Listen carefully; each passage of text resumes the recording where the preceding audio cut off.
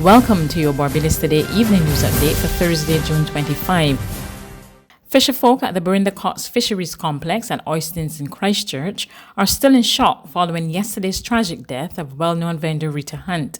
The 74-year-old died at the market after she was struck by a car. The driver of the car lost control of the vehicle. Linda Harris, chairperson of the Oistins Fisherfolk Association, is still shaken by the death of her friend. Yesterday celebrated my 20th anniversary and I was at home. And she called me and she said, "You ain't coming across the road, something wrong with you." I tell her, "Well, I can bear and I can come." Not knowing that I was coming to meet my final goodbyes with Sissy. And we spoke and she was talking about her birthday coming up on the 8th of next month. And she said she wanted a whole shell down. And unfortunately, the same guy that hit her when he passed, she asked him, "Darling, you want some fish there?" And he said, "No, he's going into the back." And I was there eating chafet. And unfortunately, a lady by the name of Nick keep calling me from there, keep calling me, telling me she want me. So I tell Sissy I coming back. And from the time I moved, before that happened, her godson that she haven't seen in so many years came yesterday and looked for her. I don't think he get to Butterfly within the time that he leave the market. And in a twinkling of an eye, Sissy was gone. Sissy meant so much to me. She always give me good advice. And one of the things that she would always tell me, continue to do good. Don't matter what others think, for the people of the Barbados Fish Market. Vendor Chantel Brathwaite described Hunt as the mother of the market. She was one of the mothers of the market. One of the mothers of the market. She would give you advice, but sometimes she would tell you things that you don't want to hear, but you still know you have to adhere to them. She was one of the mothers of the market. She wasn't no bad influence, nothing like that. She was always straight, quiet. Only if it's something, that she will have to raise her voice, she will raise her voice. But as I say to you, she will raise her voice now, and 2 minutes, that's over. She forget about it. Meanwhile, Maritime Affairs and Blue Economy Minister Kurt Humphrey paid a visit to the market today, where he expressed his condolences to the fisherfolk. He was accompanied by a councillor who offered support to the shaken workers. Minister Humphrey pledged to support vendors during this difficult period and said his ministry would consider installing a barricade between the car park and the vending area. A Caribbean Tourism COVID-19 task force has introduced a set of guidelines and training to help countries put protocols in place to allow travelers to move around the region. The protocols will include physical distancing, the wearing of masks, hand hygiene, quarantine at home, government facility or hotel, temperature screening, and adequate signage at accommodations. The task force is also insisting that travelers provide a negative COVID-19 test conducted over a 48-hour period. Chief Executive Officer and the Director General of the CHTA says testing will be critical. We are advocating for testing. There's no doubt about it. We believe it's really important to the health safety of our residents, our employees, and the travelers. We recognize that there is a variance of capacity and circumstances within different jurisdictions. What we're providing are guidelines. Some jurisdictions, and most, are actually adhering to this, and some will make decisions in their own ways as to what works best for their destination. The CHTA President, Patricia Alfonso Das, suggests that having common guidelines and protocols will give the region an advantage. Many of our destinations, you can have, 4 times the number of people that live here visit in a year. And one of the reasons that it's been so important that we pay attention to these protocols and to the public, to the measures that we're putting in place, whether that be the wearing of masks or social distancing, is because we are small island states and our populations, because of the numbers of people who visit our region, are extremely vulnerable to the actions of others. And so I think this is one of those situations where it's extremely important that visitors to the region understand the importance of following the protocols that have been implemented, not just for their safety and security, but for the safety and security and well-being of the places that they're visiting. In other news this Thursday, Director General of the Pan American Health Organization, Dr. Carissa Etienne, has warned the region to brace for reoccurring COVID-19 outbreaks over the next 2 years in the event there is no effective vaccine. Speaking during her weekly press briefing on Wednesday, she noted that infections in the Caribbean and Latin America have moved from 690,000 since May 23 to more than 2 million today. Dr. Etienne also urged countries to pay attention to adjusting and strengthening their response to the virus. We must be realistic about the future. All of us must adjust to a new way of life and redefine our sense of normal. The question is no longer, how do we go back to the way things were before? But rather, how do we move forward and build a sustainable and effective outbreak response?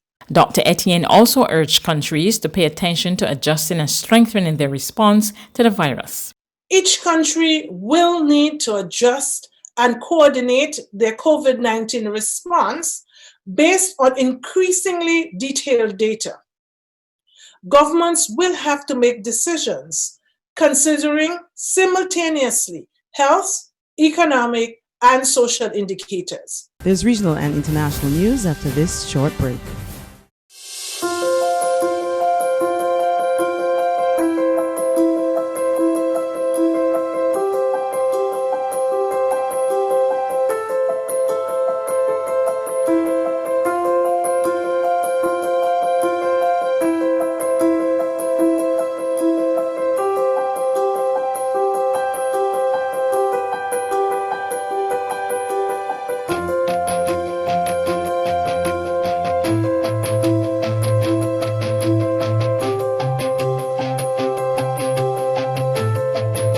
Barbados Today, news you can trust. To regional news now, in Jamaica, a 71-year-old man who spent 50 years in custody without a trial was freed on Wednesday. George Williams left the St. Catherine courthouse with his family after the judge upheld a notice of abandonment in his murder case. George Williams walked from the Spanish Town courthouse a free man today. The historic moment was captured by many ordinary Jamaicans who waited eagerly to put a face to the name.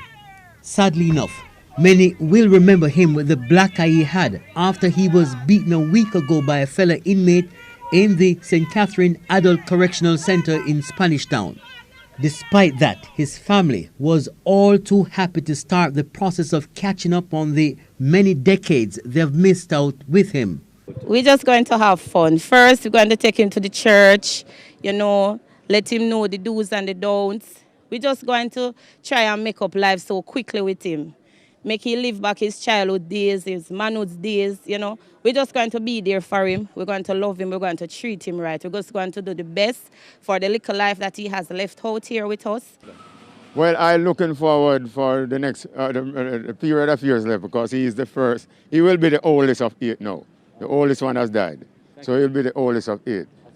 This is the house in Ivy District in St. Catherine where Mr. Williams will settle after leaving prison. But after leaving the courthouse today, the family journeyed to Linstead for some catching up with people who were never born when Mr. Williams went to prison.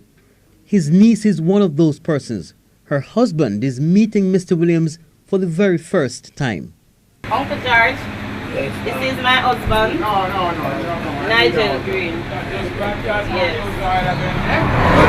So you know that from now until all of us going to take care of you. On the international scene, the Democratic Republic of Congo today officially declared an end to an Ebola outbreak that broke out in the east of the troubled country 2 years ago and went on to claim over 2,000 lives. More in this report from Reuters Television. The second deadliest Ebola outbreak on record is over, the Democratic Republic of Congo said on Thursday, even as a separate flare-up of the virus continued elsewhere in the Central African nation. The epidemic has dragged on for nearly 2 years. claiming more than 2,200 lives, partly due to difficulty in gaining access to virus hotspots in Congo's restive eastern borderlands. Chantal Umatoni of UNICEF's Ebola outbreak response said Thursday represents a big milestone. I think for the teams it's a big achievement.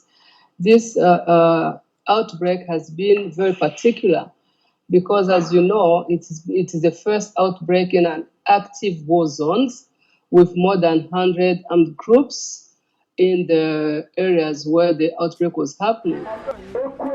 She said the situation had been complicated by the addition of COVID-19 in a country with an already dilapidated healthcare system. Nearly 6,000 cases have been reported and over 100 deaths. DRC has suffered more than twice as many Ebola outbreaks as any other country. Its dense equatorial forests are considered a natural reservoir for the virus, which causes severe vomiting and diarrhea and is spread through contact with bodily fluids. In eastern Congo, the Ebola response was at times treated with suspicion, with community leaders and residents either not believing Ebola existed or resenting not having benefited from an influx of donor funding. Treatment centres were attacked by angry residents as well as militia fighters who are active near Congo's borders with Uganda and Rwanda. Alex Wade is head of mission at Médecins Sans Frontières. We believe very strongly it's a time to reflect on the lessons learned and the mistakes that were made in order to improve our response for future epidemics. That's news, but for the very latest, visit our website at www.barbadostoday.bb. You can also subscribe to our e-paper, email updates, or like us on Facebook, and sign up for our breaking news alerts via WhatsApp. We're also on Izumi Media and bus terminals, as well as screenplay at supermarkets and gas stations near you. You can also hear us on Mix 96.9 FM and Capital Media HD 99.3 FM.